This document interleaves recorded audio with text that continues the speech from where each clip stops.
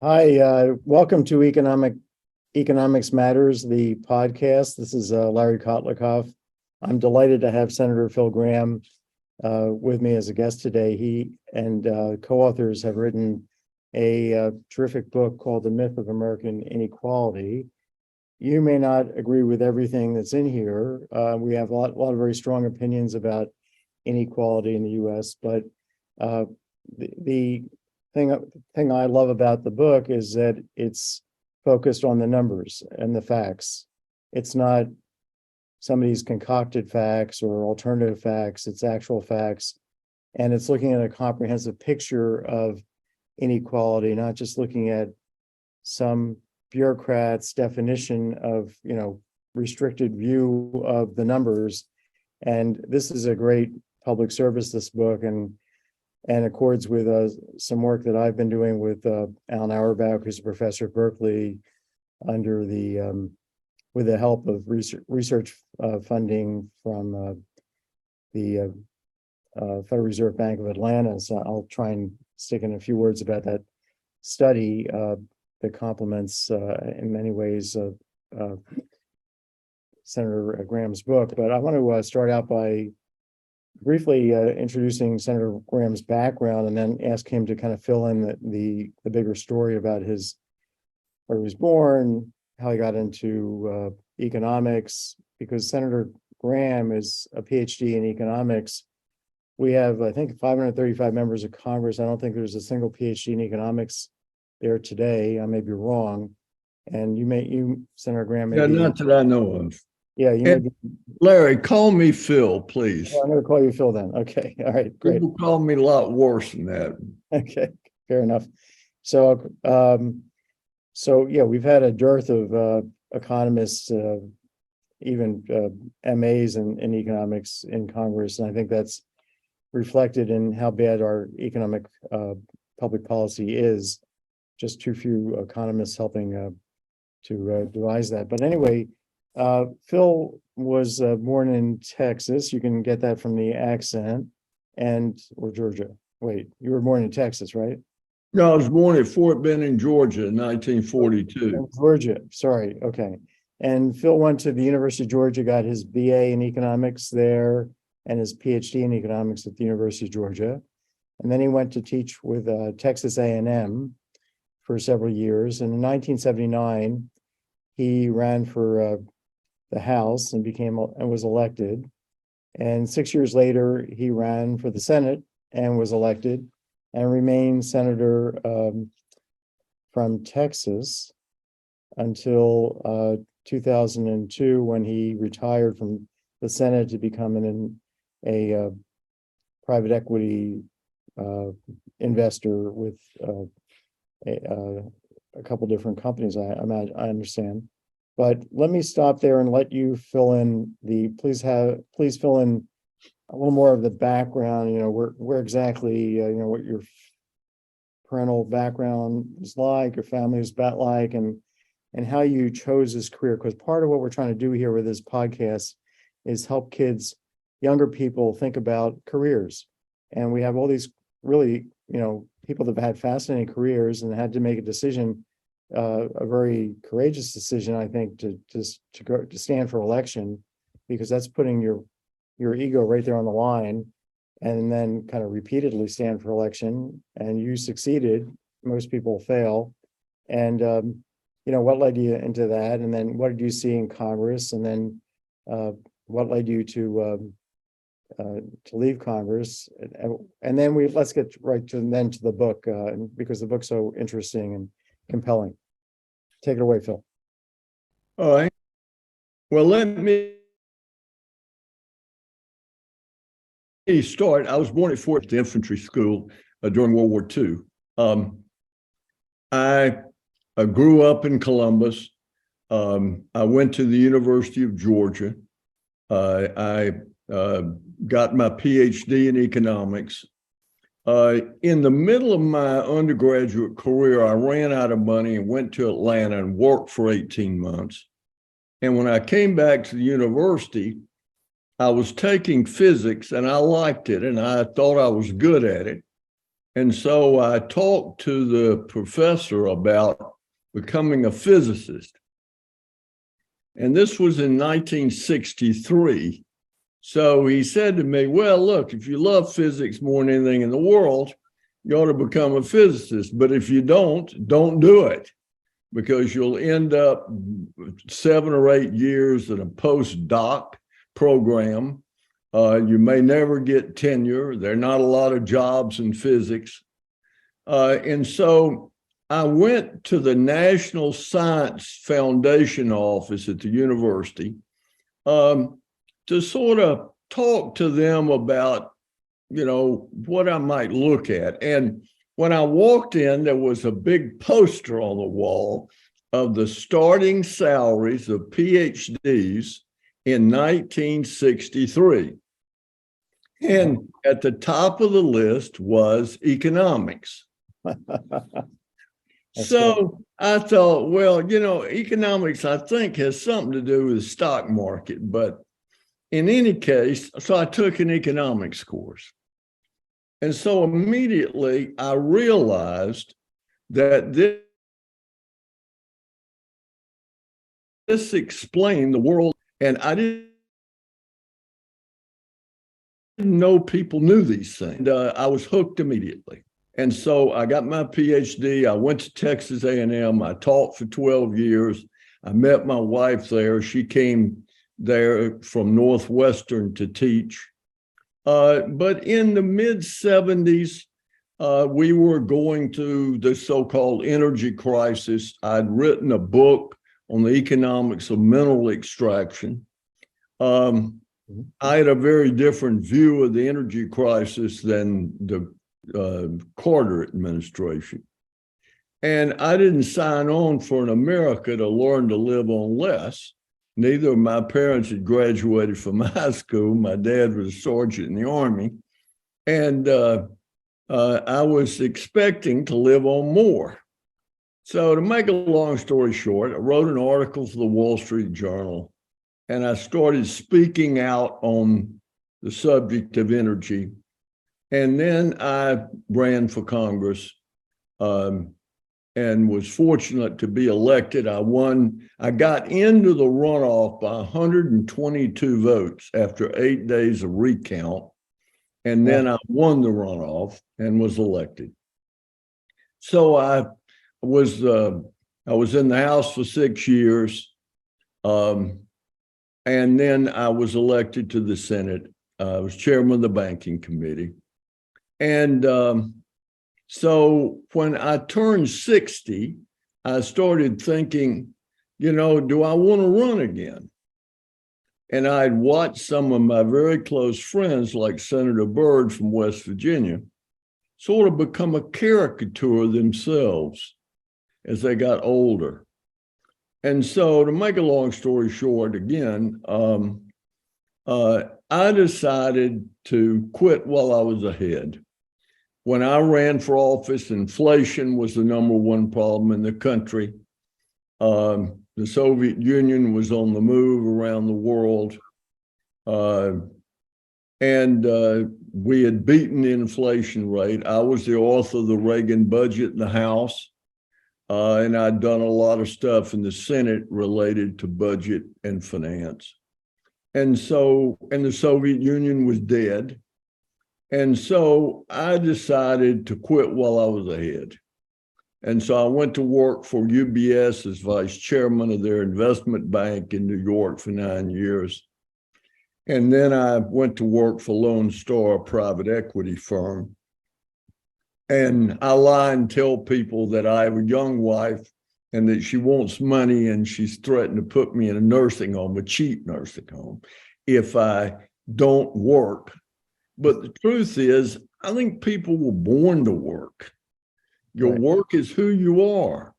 And so I'm going to work until one morning I'm going to get up and I'm not going to want to go to get on the airplane and go somewhere. And when that happens, I'm going to quit. But as of right now, that's where I am. And I had to sort of segue into the book. I had Well, let me let you take it where you want to take it from there. Oh, well, okay. I just want to say that you had a pretty tough background. You grew up, your dad was in the military, right? In the Army, and then suffered a stroke from what I understand. And so you didn't get to where you are on an easy path. I think a lot of young people. It's true that my brother was the first person in my extended family to ever graduate from high school. Right. But on the other hand, I had a phenomenal mother and grandmother, and it was hard to have their values and fail in the America that I grew up in.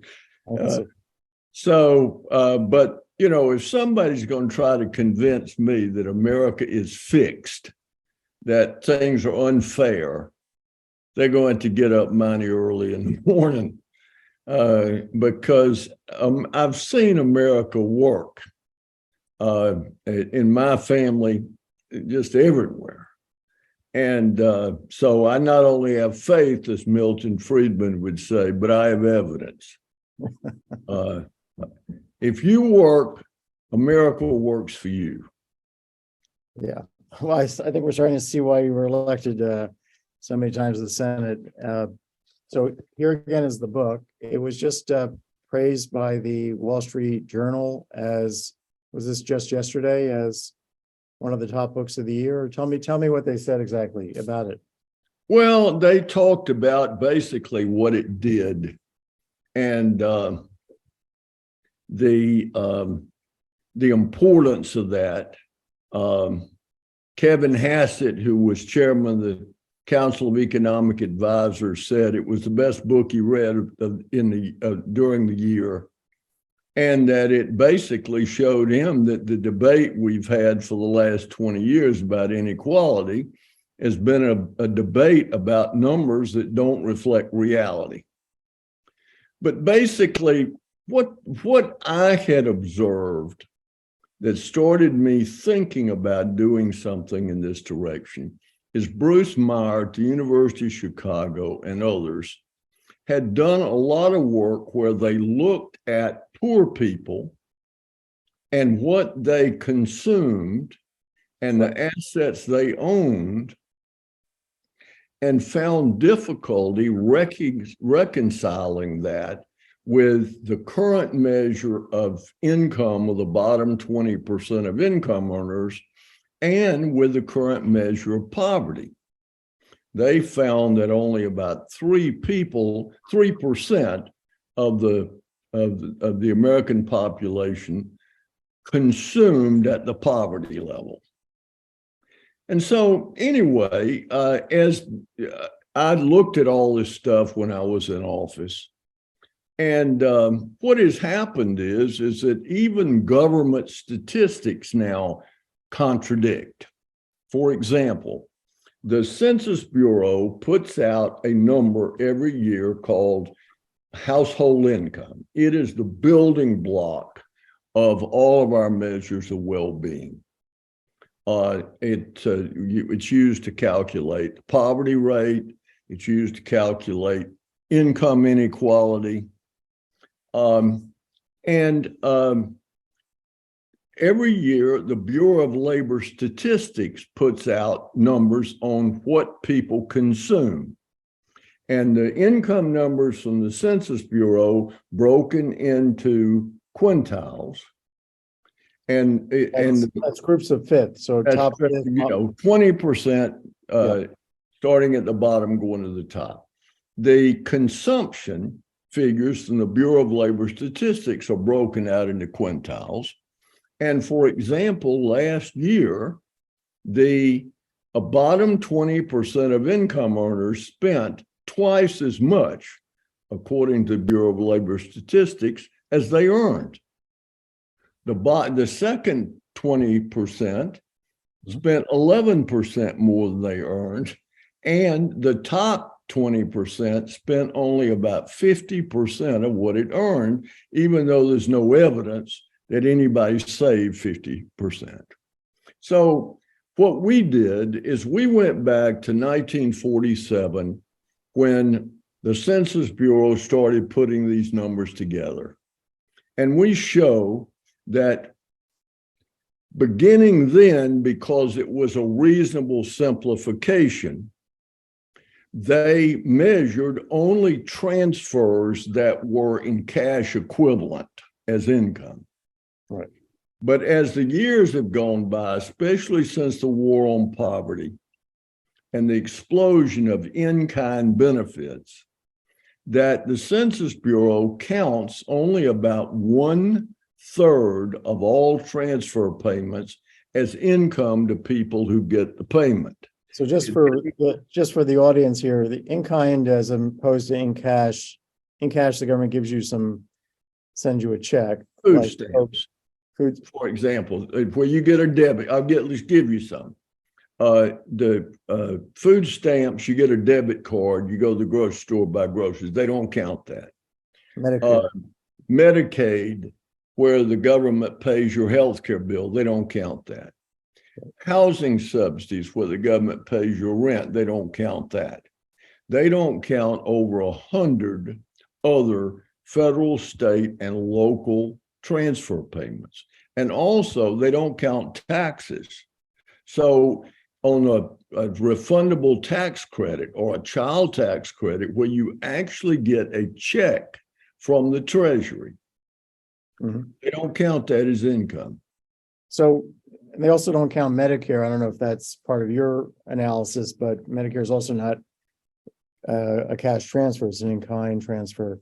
So if you look at their measure, their very incomplete measure of, let's say, poverty, based on their measure of income, that leaves out all these elements of redistribution, taxes, and transfers.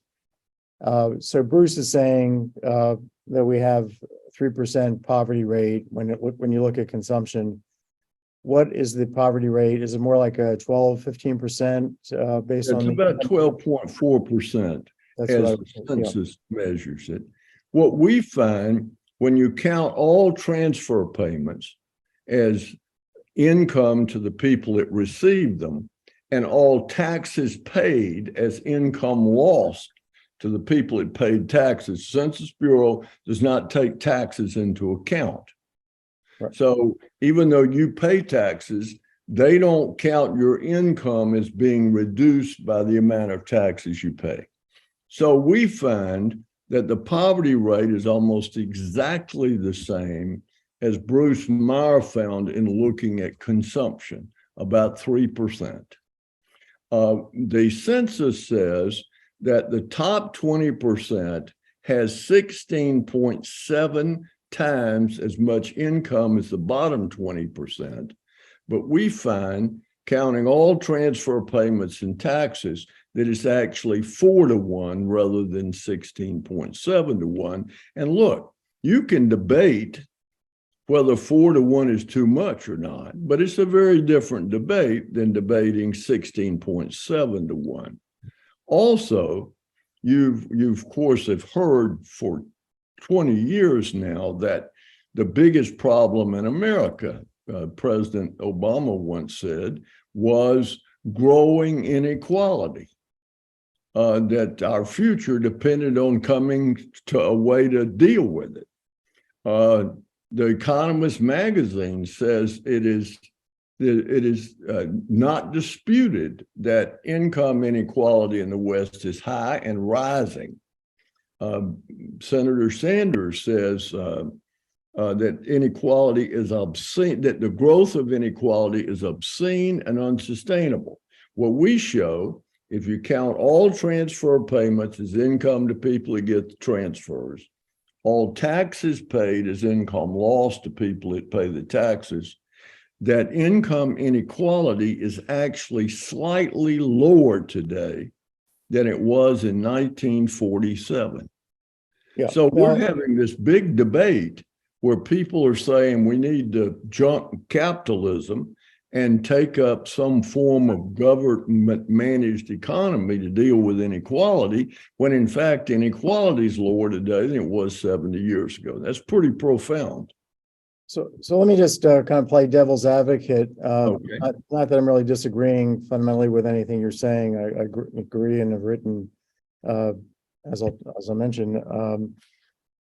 Senator Sanders might be talking about inequality in wages or wealth pre-government, and saying, well, okay, giving people handouts is not the same as giving them the dignity of working at a wage that's commensurate with what he would call a fair wage.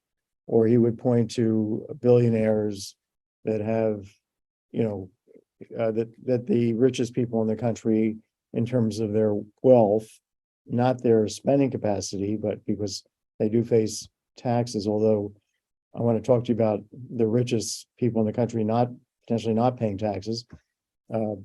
But let's set that aside for a second. So we think about the richest Americans holding, more wealth, small number of Americans holding more wealth than the bottom half, for example, of society. That may be, if we had Senator Sanders on here, which I'd love to do as well, maybe get you guys to debate at some point.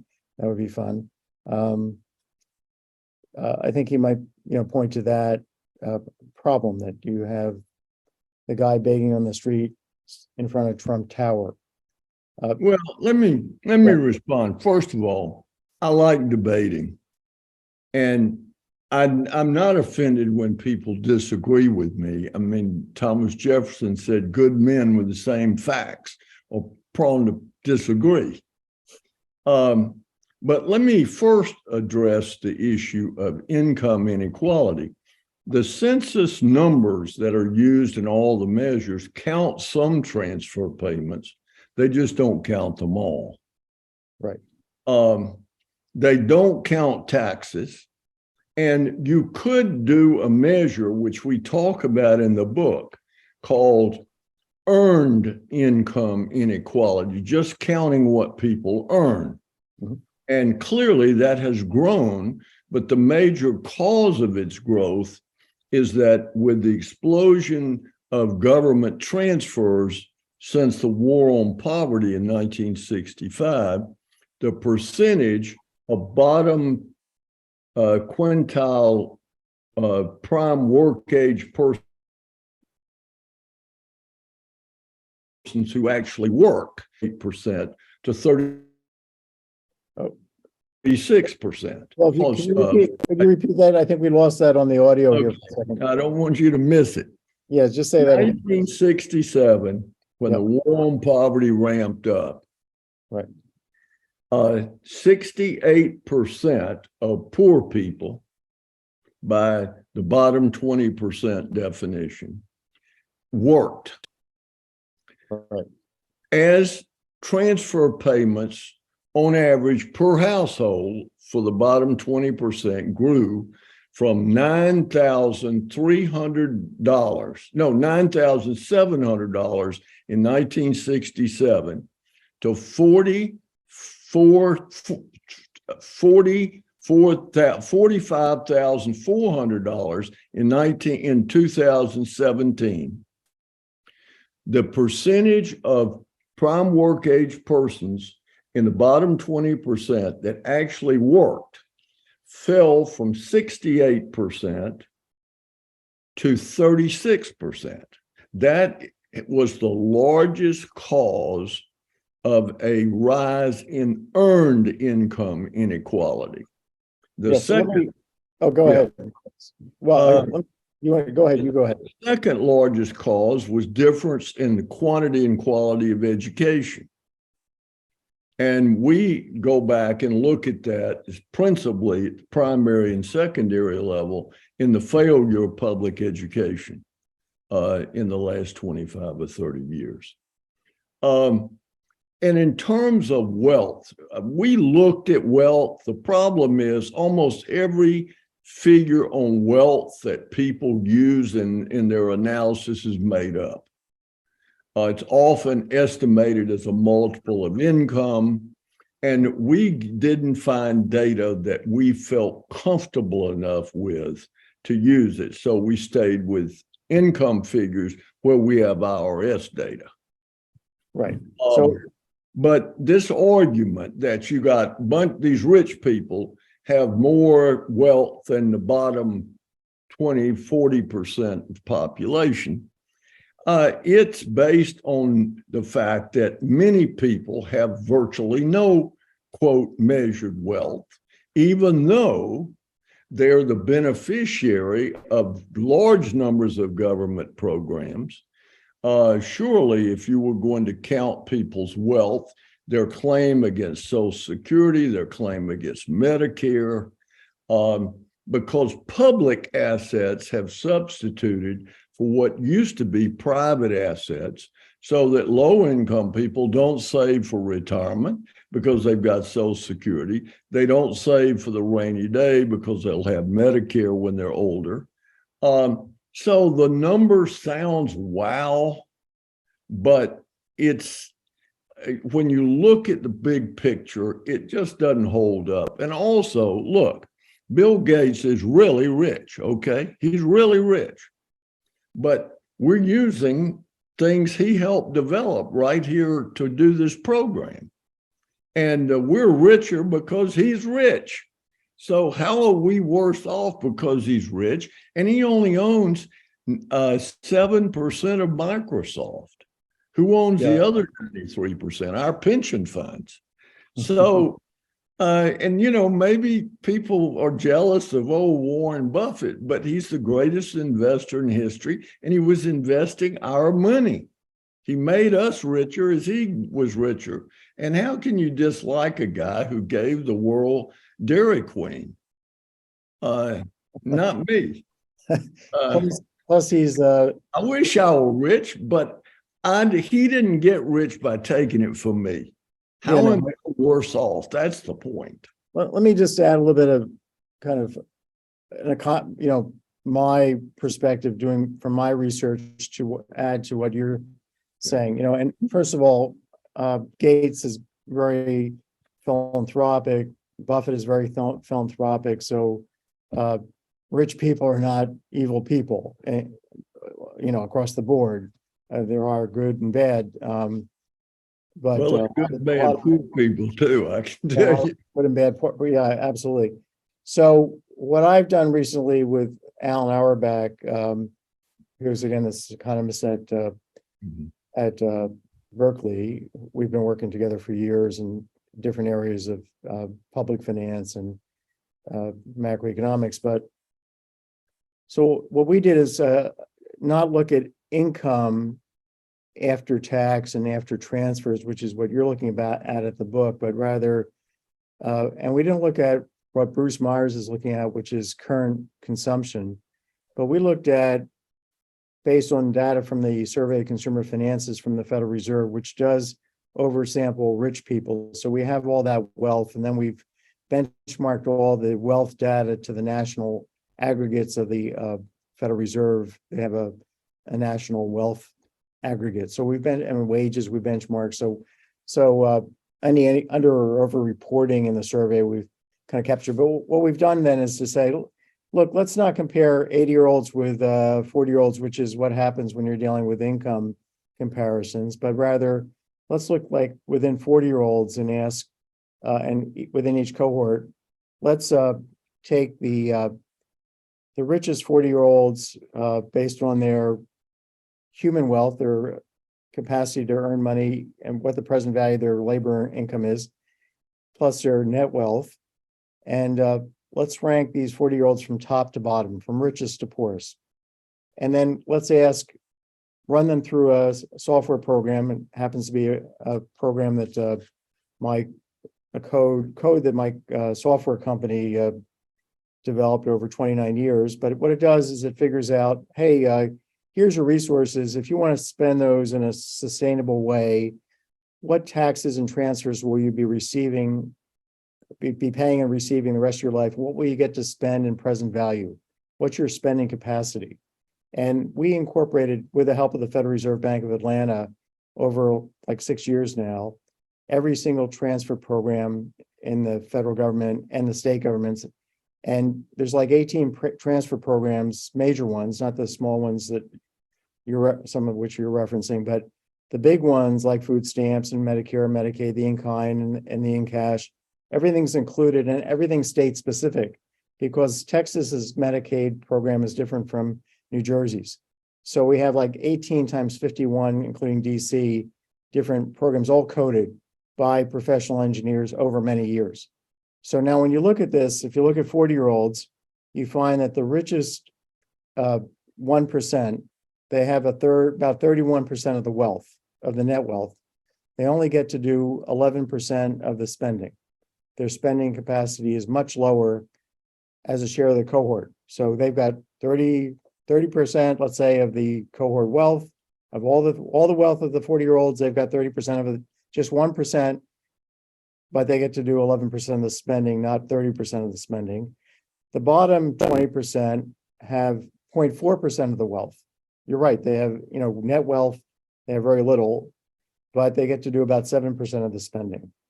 So spending inequality measured, spending capacity measured this way is much less unequal. There's still lots of inequality under our measure, but it's far less than somebody like a Piketty would report. Piketty is this famous French economist who wrote a book with the name Capital in it, pretending, I think, that he's Karl Marx reincarnated.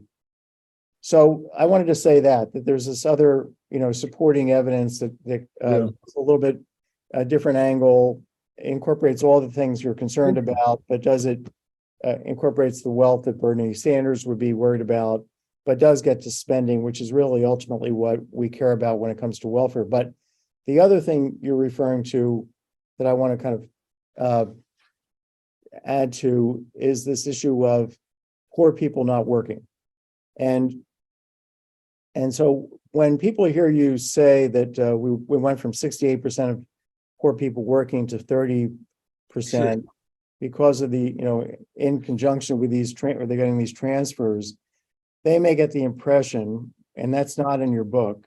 And so I want to, because you do talk about work incentives or disincentives, they may get the impression that what you're saying is people are, hey, I'm taken care of, I don't need to work.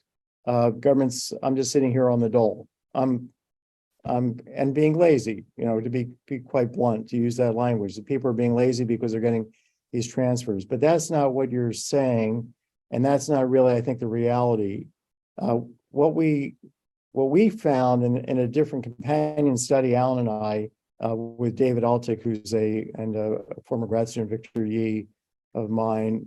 David's the head of research at the Federal Reserve Bank of Atlanta, and it's on kotlikoff.net under articles. It's about marginal taxation of Americans' marginal taxation, lifetime taxation. So what we found is if you take, for example, the 40-year-olds, and you look at the poorest 20%, and you say, if you give each one of them $1,000 more of earnings, everybody, but let's in particular look at the poorest ones, give everybody in that group $1,000 more in labor income. Well, let's suppose they worked and earned an extra $1,000. How much would they get to keep in present value? Because they're going to pay some extra taxes now. If they save some of that $1,000, they're going to have to pay extra taxes on the income that's earned on the $1,000. That's what we, double taxation. They will lose potentially benefits because of the clawback of benefits because of the income tax of the clawbacks from all these different programs, 18 different programs. They each have their clawbacks. Then you've got Social Security earnings test and all kinds of features. There's also something called the adjustment of the reduction factor that undoes the earnings test, but I'll leave that aside. But anyway, this thing has been done incredibly carefully. And what we found is that if you take this 20%, the poorest 20% of Americans, that a quarter of them, 1 in 4, are in marginal tax brackets above 70%. That's the most comprehensive picture of work disincentives ever put together, because it includes not just current disincentives, but the disincentive to work, because if I earn more and save more, now I'm going to lose benefits in the future. And as a result of that, because my income will be higher, and therefore, and I'll have to pay more taxes as well, payroll taxes and state income tax. We have every single state income tax. We have everybody allocated to the different states, so everything's proportionally weighted based on national weights. Now, when you take a quarter of the poor and say, look, you earn money, you're going to lose 70 cents on the buck, they're not going to work. this is locking the poor into poverty. So yeah, look, we do the same thing in looking at the average tax rates of the various quintiles.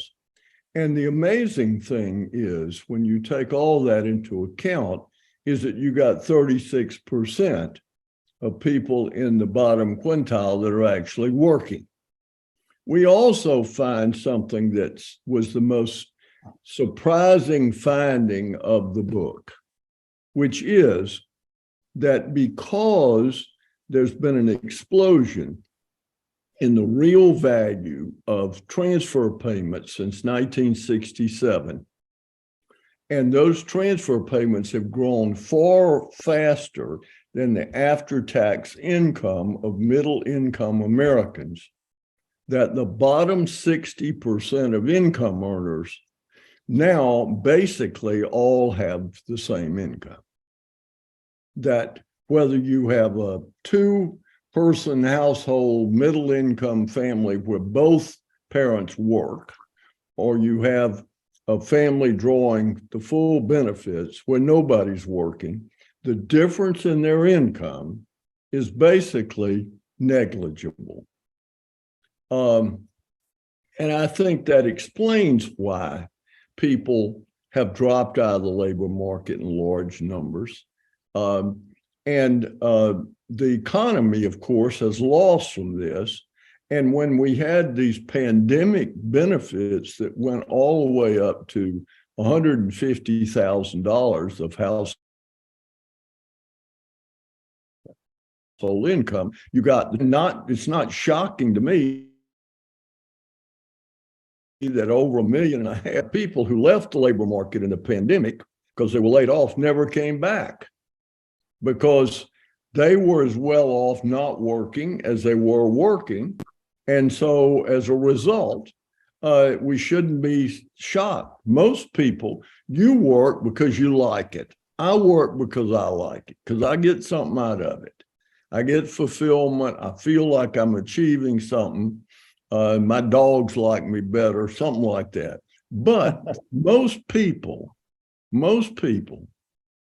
work because they want things that they can't get if they don't work. And if you're going to give them those things, you cannot be shocked that they don't work. It's one of the reasons I believe that we should go back to the welfare reform of the Clinton era, where we reformed aid to families with dependent children, a little sliver of welfare. It had a huge impact, positive impact. Over half the beneficiaries went to work. If we applied that to every means-tested program, to every able-bodied person capable of holding a job, I think the country would be better off, and of equal and maybe greater importance, they would be better off. Well, okay, so I guess I differ a little bit here with these work tests. What I think we need to have is a fiscal system. So what we found in the study is, I told you, a quarter of these poor people are in these super high marginal tax brackets. Half, over 50% are above a 50% marginal tax bracket. So we got half the people with huge disincentives to work, and then you've got other people with major subsidies. There's a huge disparity in both the total taxes and the marginal taxes, the work incentives for people, not just the poor people, but at every level of lifetime resources, you have huge disparities. But it's a massive disparity for the poor. And then if you have a scatter plot of marginal tax rates, that scatter plot gets closer together. But almost everybody in this country is in a, the median for every level of resource is around 45%. So we have we're a very high tax country at the margin. Yeah. Also, the average tax, I think, is high too. We think of ourselves as a low tax country. We're not. We have big work disincentives for everybody, basically. So what I would prefer is not to means test. I prefer to get rid of, or to reform our welfare and tax system so that we have everybody in the same 30% marginal tax bracket. And that, but still have a progressive system. So I'm not talking about a simple linear negative income tax as Milton Friedman proposed. And James Tobin, by the way, is a very liberal economist, also Nobel Prize winner. He was at Yale. He also proposed a negative tax. That was the only thing that Friedman and Tobin agreed on, was for both. If we look at our fiscal system and we move to a different form of taxation, I would favor, I like the Herman Cain 999 plan, something that I'd like to have, but not exactly quite like that. I like to have a value-added tax, a low rate, a retail sales tax, a low rate, a progressive personal consumption tax, and ensure that everybody, and also more benefit programs that are, to take food stamps, for example. You could provide food distribution in poor neighborhoods so that the rich people aren't going off to go pick up food. They're not going to go in their Mercedes to a food distribution center. So there are ways in which food stamps don't have to become a work incentive where you earn an extra dollar and you lose 22 cents on the dollar in food stamps. So I don't know if you know this, but I ran for president as a write-in candidate in 2016. And I put my platform in a book that's on my website. It's a free download. It's called You're Hired. It's kotlikoff.net. And I wrote down after talking with a lot of economists, a plan that would involve, I think, the same degree of progressivity, fairness, but everybody has the same tax rate at the margin, including Well, here's the problem as I see it. That might have worked if we started it in 1967 when the level of transfer payments were $9,700 per household in the bottom 20% of the income distribution. But after the pandemic, when the level of transfer payments is now over $50,000, I don't know how you could structure it in a way that the people who are receiving these benefits have an incentive to work and if you apply those rates to everybody, if you just applied them to the people that were leaving welfare, then they're going to be paying a lot less than people that have worked all along. It's hard to come up with a system. I will look at your system, but it's hard to come up with it. And I'm very reluctant. You know, the people in the bottom 40% don't pay income taxes now at the federal level. They pay payroll taxes. They pay state and local taxes. They pay property taxes. 40% of people we call poor in America own their own home. So I just don't know how you would make it work. If you're going to provide the level of transfer payments, and in essence, guaranteed income we're providing, it's not clear to me how you could make it work. And I'm very reluctant. I was very instrumental in adopting the Reagan tax program. And we had one of the talking points that we took X million people off the tax rolls. And I can remember saying to President Reagan, I'm not sure that having citizens that don't pay taxes is a good thing. Right. And so it's you've got all these things that are trade-offs, but given the level of benefits we're providing, I don't see how you could make it work within our tax structure. And I'm very much afraid of that. In Europe, I paid very close attention to the VAT debate because it occurred when I was in the Senate. And the argument basically was this is going to largely replacing. And what happened is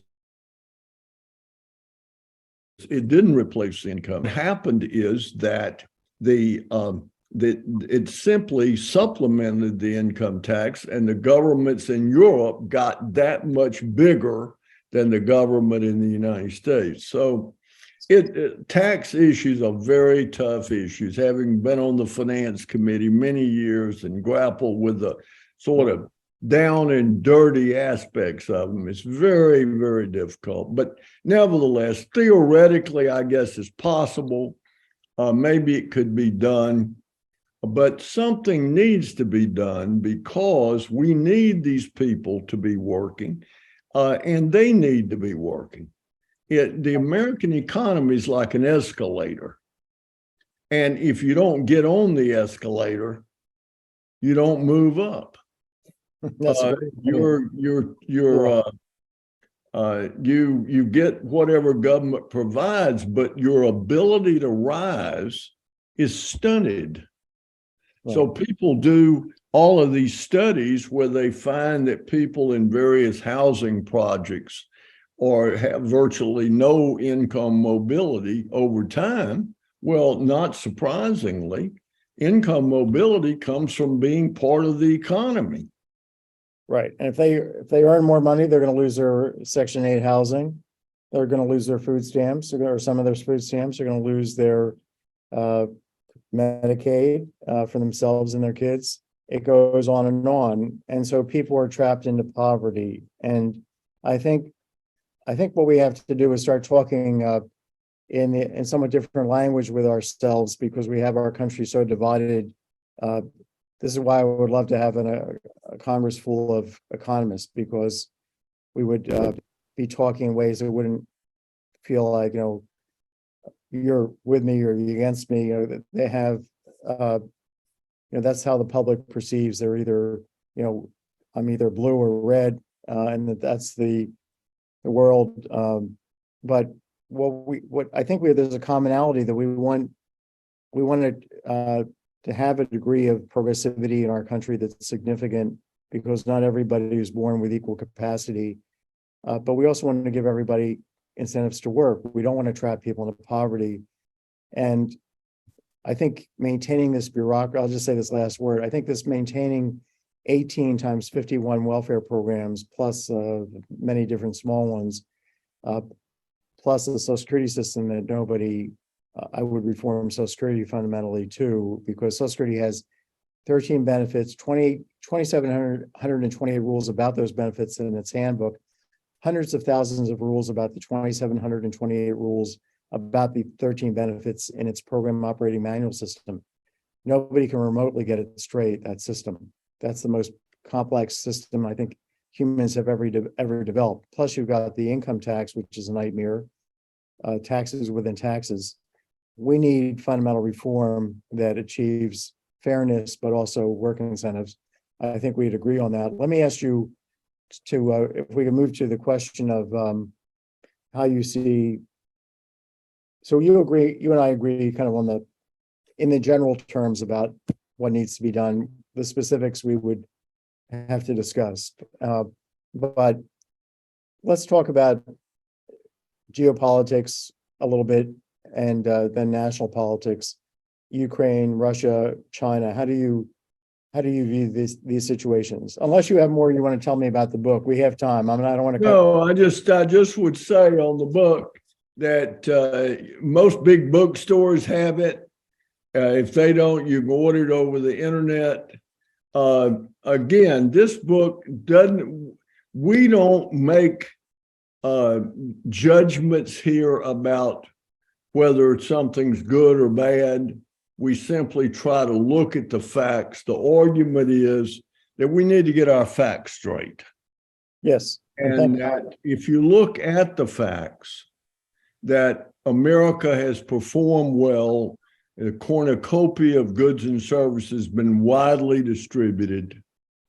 And most of the criticisms of the American economy have been based on not counting income from transfers or over counting income. For example, Piketty, you mentioned, in his income inequality, in his tax thing about rich people not paying their share, he starts by not counting any transfer payment as income, so that poor people have, at very low levels, have no income. Right. And then for the middle range, his results and our results are very similar. But then at the upper range, he pulls a bait and switch. Instead of comparing their income to their taxes, he compares what their income would be if they marked all assets to market every year and paid taxes on the difference. The equivalent of you sell all your assets every year, you pay taxes on the capital gain. Well, nobody does that, nor is there any support in the country for such a policy. And this is why I think we need to move to, let's forget about value-added taxes, and even retail sales taxes. Let's just think about a progressive consumption cash flow tax, where you could take somebody like Warren Buffett.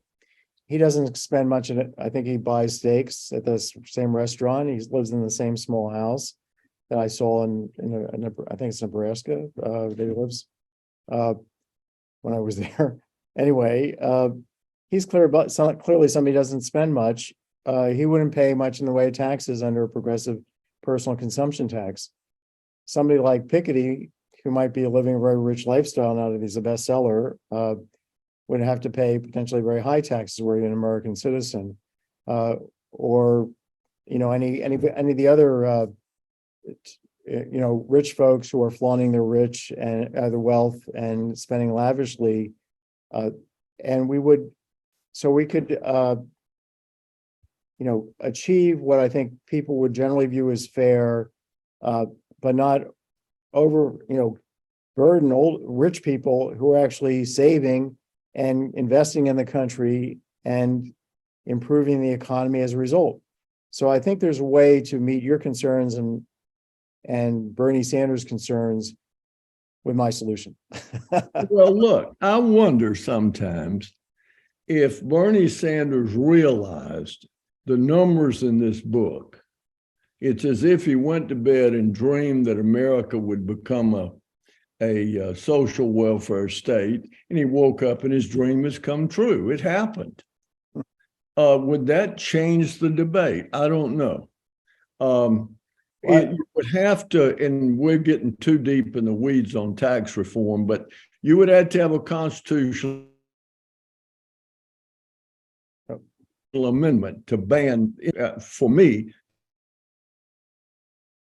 to be willing to go to some broad, because I think that we would end up with both, and that it would be a ticket to bigger government. But anyway, okay. We'll go on to your other issues, and we can wrap this up. Yeah, let's talk about how you see Ukraine and Russia. Ukraine and Russia, and also China and Taiwan. Well, I don't consider myself to be an expert on any of those things. I think in Ukraine, it's interesting that Ukraine has, I think that there will have to be a settlement at some point. I think a clear-cut victory for either side is difficult to see how such a thing could occur. I think in the peace that Ukraine has got to come up with a viable economic system. At one time, Ukraine and Poland had roughly the same per capita income after the fall of the Berlin Wall. Shortly thereafter, they were in very similar situations, but Poland had a dramatic pro-market reform that dealt with expanded power in the marketplace in making government less important. It reduced corruption. Ukraine never had the reform, had rampant corruption, and they ended up fighting for their lives against the Russians. So I think part of any peace process has got to be assuring that they're going to do the economic reforms and the legal reforms, the economic reforms to become economically viable, since we're not going to support them forever. And secondly, legal reforms to deal with the rampant problem of corruption, which no doubt is still underway. So, okay. I mean, so my view is that they should, that a peace agreement would involve Ukraine coming into the EU, Ukraine coming into NATO, so they have security guarantees so that Russia can't do this again. Crimea going back to Russia, the rest of occupied Ukraine going to Ukraine, so that both sides can declare victory, a peace treaty with Russia between NATO, Ukraine, and Russia, and maybe China and India being the mediators of all this because they're more neutral. That to me is a viable solution. But obviously, clearly we need to get, Ukraine cannot end up like the economy of Russia, which is not functioning at its potential and hasn't for years because of the same concerns about corruption. So I think you're right that there is potential here, and that neither side, even if Ukraine kicked Russia out entirely today from every inch of Ukraine, Russia could still be firing missiles from mainland Russia for the end of time.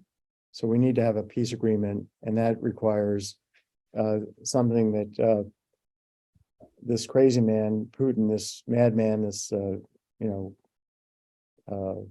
Hitler not quite Hitler, but certainly in terms of his brutality, he's got some similarities there, would be able to go back to his people and say, we won the war. So, but let's talk about China and Taiwan. Where do you see our engagement with them? I have done other studies with other economists, including Russian economists, which suggest that by the end of the century, China will have, just based on pretty conservative productivity growth rate assumptions, not even the high productivity of the last 20 years, a lower productivity growth rate than we've seen in the last 20 years in terms of per capita output per worker, that China will have an economy about 2.2 times the size of the US by the end of the century. We'll be going from about 16, 17% of world GDP down to about 11. India will be about 16% of world GDP. Even if they don't catch up, they won't catch up as rapidly.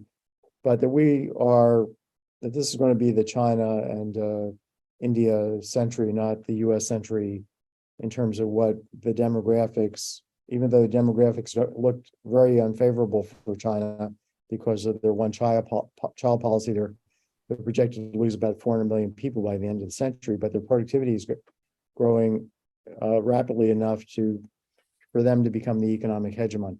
So I'm wondering, given that as a little bit of background, given what's going on right now, how would you deal with China? Were you President Biden? Would you also say we're going to defend Taiwan, which means militarily defend it? That's certainly the impression he's giving us, that he would presumably sink Chinese aircraft carriers and other vessels were they to attack. What do you think? Well, first of all, I don't know that I buy the thesis that China is destined to overtake the United States economically. I have done a lot of business in the last 20 years in China, and I'm not claiming to be any expert, but I would have to say that I learned more about China when I took my 9-year-old granddaughter to climb the Great Wall in the mountains and to go down the Lee River on a raft. Because when you get out in the country, you see how inefficiently resources have been allocated, how things have been built because some local government had influence and pressured the banks to lend money on the thesis that if you build it, they will come, and they build it and they didn't come. So you can come to a T in the road out in the country, and there's this big glass building. It's empty. Right, they built entire cities, and nobody's come to. Yeah, there are apartment complexes all over the country that are 2/3 finished. All of that counted in GDP. All that counted in their measure of productivity. But how much of it was real? I don't know. Also, gross GDP is not really a measure of power. It's usable GDP after you meet the basic needs of people. I'm not worried about, I'm not as fearful of being China dominating the world economically as conventional wisdom. I think we've not come, that the national defense argument is now being used to argue for protectionism, left, right, and center. The two largest economies in the world cannot get into a battle of trying to hold each other down without affecting world prosperity. So I think we got to come to grips with what is our relationship going to be with China? Where are we going to try to build our military to protect our interest, and how far are we going to go? There are a lot of Chinese citizens who have come to America to be educated or that love America, but when your goal is to keep them down, which is clearly what Trump's goal was, and basically Biden's goal is a little pure, it's just rotten protectionism. But in any case, when you get into keeping them down, you start losing friends and supporters left and right.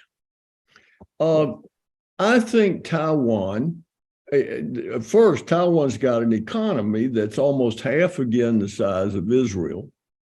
If they spent on defense what Israel spends and spent it as effectively, they would be impregnable. Their problem is they're not spending what they need to spend, and they're not spending it very effectively. So Phil, let's say, everything you said, I'm not disagreeing with anything you said. I found it all very interesting and on target. The question I would have is, tomorrow Xi invades Taiwan. What do you do?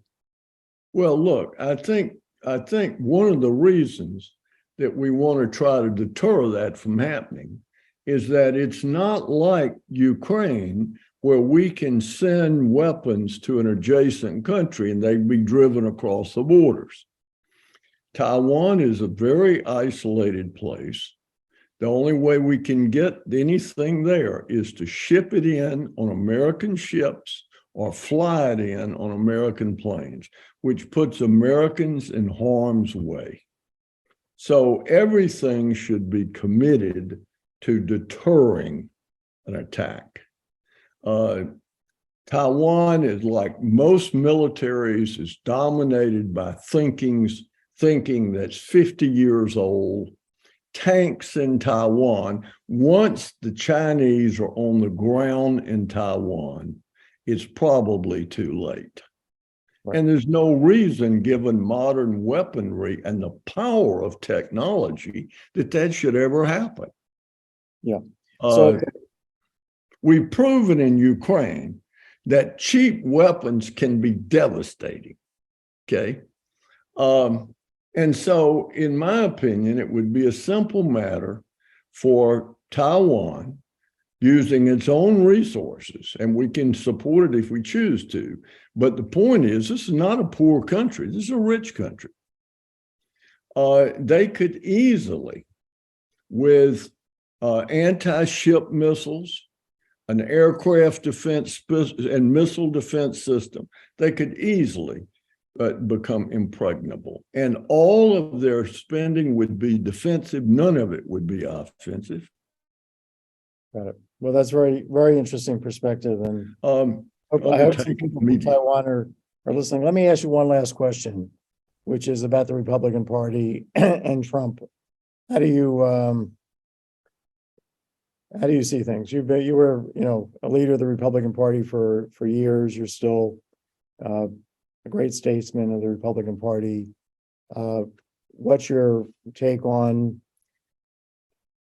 Trump, where he's going, where he's taking the party? Will he gain the nomination? Will he go to jail? What do you think? Well, I don't like the specter of a former president being investigated. It's got a third world banana republic ring to it.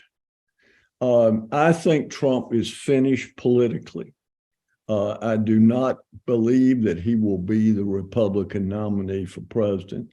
I think that he has finally outlived his welcome. And I don't understand. He's been president. I don't understand this obsession that he didn't lose the election. He lost the election in upper middle income white suburbs. That's where the election was lost. And people voted against him because they simply were tired of him and his behavior, the lack of a filter between his brain and his mouth, and sort of fiddling while Rome was burning. And I think we lost the two Georgia runoffs in 2020, Georgia, and spent all his time and energy talking about how the election wrong with the Republican governor. And I think we lost the elections this time for the Senate in many of the Senate races because Trump was as much an issue, even though he's not president, wasn't on the ballot, as Biden.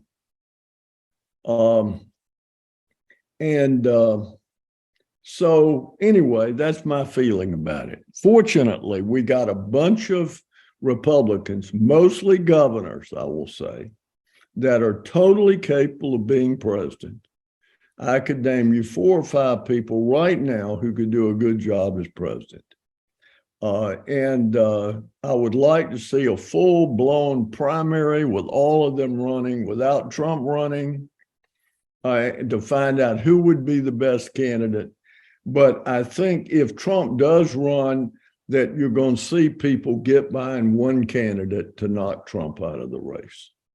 So, Phil, last question. You've been out of Congress for a bit. You've worked in the private sector since then. Do you think you're old enough to run for president? Yeah, I'm old enough. Too old. No, listen, it's clear to me that I'm not for an age limit and holding office, but I think you got to exercise some judgment. And my mind is pretty good. Sometimes I think it's sort of like an old incandescent light bulb that it shines brightest right before it goes out. And I try to convince my wife that I'm in that phase. In any case, I'm not 30 years ago. Now, how much of a man I was 30 years ago, you can debate, but I don't think you can debate that I don't have the same capacities now as then. And I think there's something good about a willingness to give up power. One of the things we love about George Washington is the man went to Annapolis and resigned his commission and went back to the farm And when George III heard this story, he said, if this story is true, George Washington is the greatest man in the world. And he was. It was true, and he was the greatest man in the world. And at the end of 2 terms, he could have been elected forever. At the end of 2 terms, he went home. Okay. Yeah. And people admire that. Politicians have trouble, like athletes, like movie stars, maybe like academics, of knowing when to call it quits. Fortunately for us that are sort of academically oriented, we can go on and on and on and on, and we don't do anybody any harm. But this is very, very different than being president of the United States. It's a very demanding job. I saw it up close and personal for 25 years. And it's no easy job and no great job to have, and no guarantee that you're going to end up finding much fulfillment in having the job either. Well, I want to thank you so much, Phil. I think it's been thank you. a really fascinating conversation. So the book is, here it is, The Myth of American Inequality. It's about the facts, not false facts, not alternative facts, the real facts. And you will learn a lot, whether you agree with everything, whether it changes your perspective from black to white. It's not potentially, but we need to start from reality in thinking about how to improve the country. And Phil, you've made your co-authors have made a huge contribution here. I want to thank you so much, and hope to meet you in person sometime soon. Listen, same here. And I've read your stuff. I'm a great admirer of yours. And I sort of feel I know you. It's the one thing wonderful about academics. So thank you so much. I enjoyed doing the show. Great. Okay. We'll sign off. Take care. Let me say before you cut off that we had some sort of pauses in there where I think we kind of lost connection. My suggestion is just run it, and it's clear. They're not long enough to break the train of thought. That's what we'll do. All right. Take care. Take care. See you later. Bye. Bye-bye.